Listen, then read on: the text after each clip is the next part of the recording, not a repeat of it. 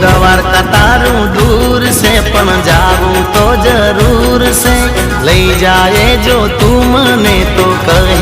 મંજૂર છે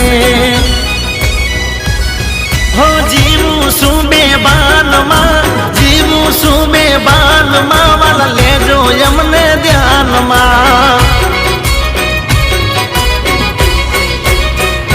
હે કોઈ કેજો કાના કાનમાં